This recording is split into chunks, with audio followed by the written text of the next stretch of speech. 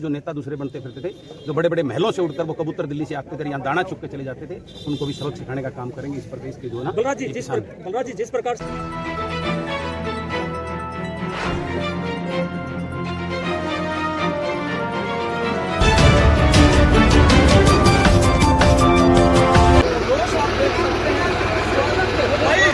और अब किसान रुकने वाला नहीं।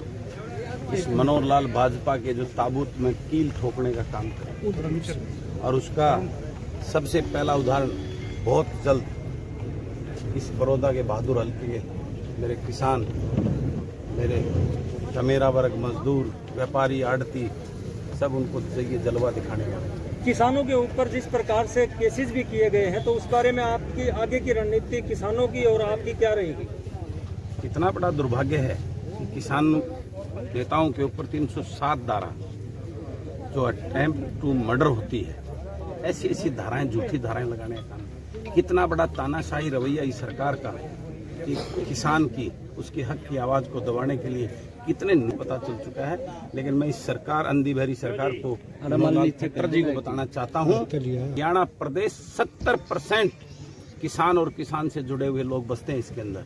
तो एक एक बात का जवाब लिया जाएगा। उस 80 साल के बुजुर्ग को जो जिस प्रकार से लाठियां पड़ी हैं, उनको जिस प्रकार की चोटें दी हैं, उसे एक एक लाठी का जवाब इस हरियाणा प्रदेश का किसान इन अंधी बहरी सरकार से लेके रहेगा। और ये आईना जो बड़े बड़े अपने आप को किसान है, तैसी जो नेता दूसरे बनते फिरते थे, जो बड़े बड़े महलों से उड़कर वो कबूतर दिल्ली से आते थे, यहाँ दाना चुग के चले जाते थे, उनको भी सबक सिखाने का काम करेंगे इस प्रदेश के जो है ना। बलराज जी जिस प्रकार से आप लगातार किसानों के बीच में रहे हैं और आवाज उठाते रहे हैं जी, तो जो 3 अध्यादेश केंद्र सरकार द्वारा पारित किए गए हैं जी, तो लोगों ने क्या कहा है, उसमें क्या बदलाव होना चाहिए जिसके कारण ये नाराजगी चल रही है? देखिए, मैं पिछले 3 महीने से इस अध्यादेश पे जो है ना आवाज उठा रहा हूँ। ये अध्यादेश किसान को बर्बाद करने वाले हैं। किसान को अपने घर में, अपनी जमीन पे ही उसको मजदूर बनाने वाले हैं। किसान को का भविष्य, उसके बच्चों का भविष्य आगे बहुत भयंकर अंधकार में है। यहाँ का किसान बड़ा वो नहीं है, छोटे छोटे, वो उसका धंधा है, उससे जो फसल अनाज पैदा करता है, उससे उसके घर की रोटी जनती है और वो इस देश और प्रदेश का पेट भरने का काम करता है। आज ये सरकार ऐसे बिल लाकर ये पूंजीवादियों के हाथ में इस एग्रीकल्चर को भी देना चाहती है, जो एक ही डिपार्टमेंट ऐसा सेक्टर है एग्रीकल्चर, जिसमें आज भी प्रदेश और देश की जीडीपी को 4% अबोव में। बाकी सारे उद्योग तो 40 और 50% नीचे जा चुके हैं, सब बर्बादी के कगार पे है। एक खेती कृषि का एक सेक्टर ऐसा था जिसने इस देश की को बचा के रखा, इसकी अर्थव्यवस्था को बचा के रखा, इसको भी ये अडानी और अंबानी के हाथों सौंपना चाहते हैं। लेकिन ऐसा हम होने नहीं देंगे।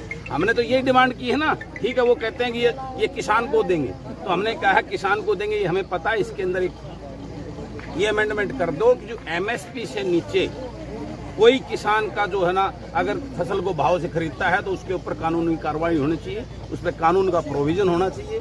और जो अगर ये कल को कंपनी ये मना कर देती, हम तो खरीदते ही नहीं हमारे में, तो कहाँ जाएगा? उसकी गारंटी होनी चाहिए। कंपनियां नहीं खरीदे तो सरकार किसान का पूरा अनाज खरीदेगी और उसके पैसे का गारंटर, कोई बड़ी कंपनी अगर यहाँ से अनाज खरीद कर वो बॉम्बे जा बैठा अडानी, वो किसान कहाँ ढूंढेगा उसको? उसका गारंटर सरकार को बनना होगा और उसकी पैसे की गारंटी 15 दिन में, अगर वो पूंजीपति, वो व्यापारी पैसा नहीं देता है तो वो पैसा सरकार को देने के लिए ये गारंटर बनना। हम यही बात तो कहते हैं। हम कोई ज्यादा वो ये अमेंडमेंट कर दें, अपने अध्यादेश को रखें, हम कब मना करते हैं उसमें। लेकिन इनकी मनसा और नीयत खराब है, इनकी नीयत में खोट है। ये आज और उपभोक्ता सब्जी हर रोग को, ये सारी चीजों के ये पूंजीपति स्टॉक कर रहे हैं, ब्लैक मार्केटिंग करेंगे। इन्होंने सबको तीनों अध्यादेश नीचे और ऊपर तो ये हालात और प्रदेश को किस लेवल पे लेके जाएगा, इसको सोच के रूह भी कांप जाता है। सर, लास्ट क्वेश्चन, बड़ौदा चुनाव को लेकर आपकी क्या रणनीति?